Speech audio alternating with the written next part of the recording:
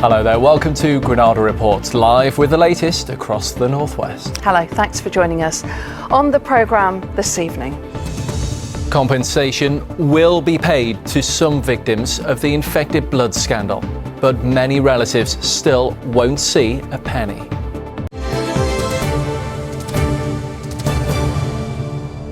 Please stay with us, but first tonight, after decades of campaigning, the government has agreed to offer £100,000 in compensation to victims of the infected blood scandal.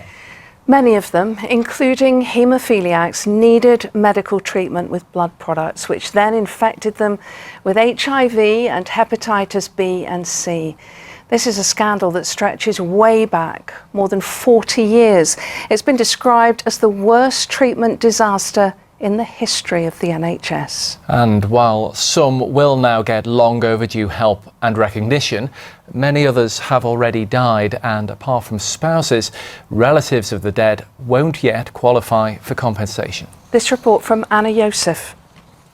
Paula Wakefield was just 13 when her dad died. Russell Carberry had haemophilia, which affects how blood clots. A transfusion, which should have saved his life, instead gave him HIV and hepatitis B and C. The family also lost their home when his life insurance ended.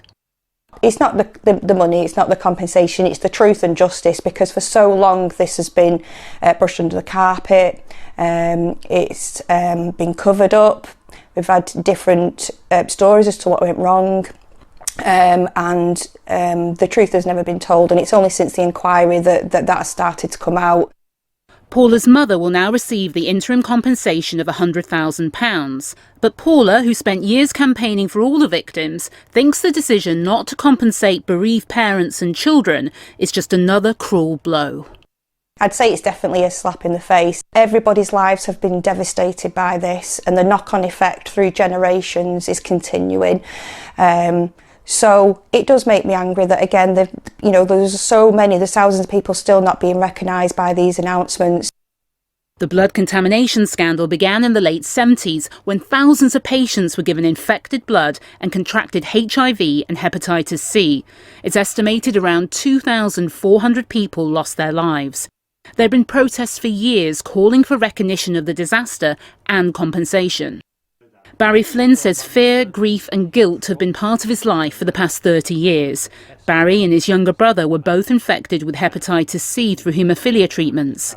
His brother also contracted HIV and died at the age of 30, knowing he'd unwittingly infected his wife, who died not long afterwards. It's an important milestone. It's the first time the government has ever admitted culpability for what went on, so pleased in that respect. Disappointed that not everyone is going to benefit yet, but the big thing is, remembering, like my brother and my former sister-in-law, who both died, it's irrelevant for them because they're gone. So that they died not knowing that the government was ever going to admit they'd done anything wrong. The public inquiry into the scandal is expected to conclude next year. We felt the need to move very quickly on this as soon as the recommendations came through, because people sadly are dying on a far too regular basis. This is a profound scandal which has had a huge impact on far too many people, and while we can never compensate for that, hopefully this money will help. Former Health Secretary Andy Burnham previously called the scandal a criminal cover-up on an industrial scale. He's hoping more payouts will follow.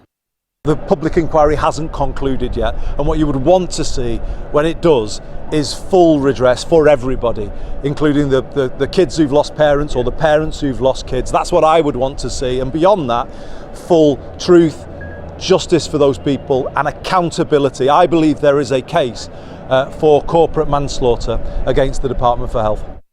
While campaigners say today's announcement is a step in the right direction, for many families, the fight for justice and support continues. Anna Yosef, ITV News. Yeah, so many desperately sad stories involved here. Well, earlier Kate Burt joined me from the Haemophilia Society.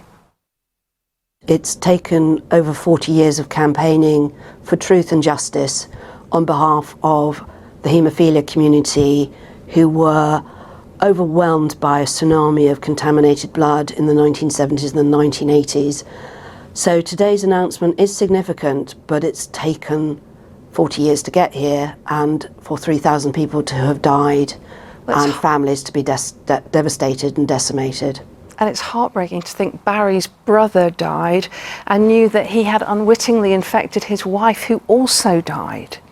Well, that's another aspect to this tragedy, not only that the haemophilia community and others with bleeding disorders were infected themselves, but some of them were tested without their knowledge or consent.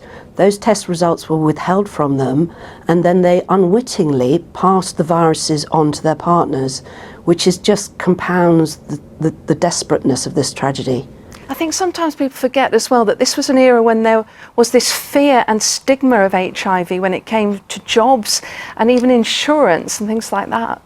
Yeah, people lost their jobs, people lived in fear, people had graffiti daubed on their houses.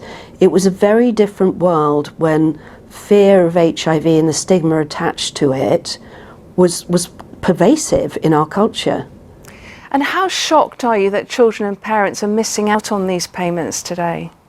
Well, we're desperately disappointed on that aspect, because the parents who have lost children, the children who have lost parents, have never been part of any of the support schemes that have been available.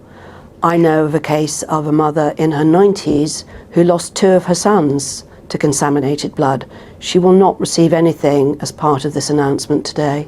Andy Burnham says that there's a case here for corporate manslaughter. Would you agree with that? No, Andy did not make that comment lightly. He's looked at evidence, he's thought about it very deeply. We do know that in other countries, and let's not forget, this is a global treatment disaster. It's not just a UK treatment disaster. These contaminated blood products, mainly from the USA, were exported all over the world. And I do know that people in France and in Japan, there were prosecutions and people did go to prison. So do you think that should happen here? It's very difficult, to be honest, to unravel 40 years of decision making. I don't think you can sort of point to a single person or a group of people who made decisions that contributed. I think it was a systematic failure on every level for the very agencies that are here to protect that led to this disaster. And a lot of the medical people involved have had to live with the results of what they've seen as well. Exactly. This miracle treatment, factor 8, that was supposedly transforming the lives of people with haemophilia, turned out to be a mass killer. Kate, thank you. Thank you very much.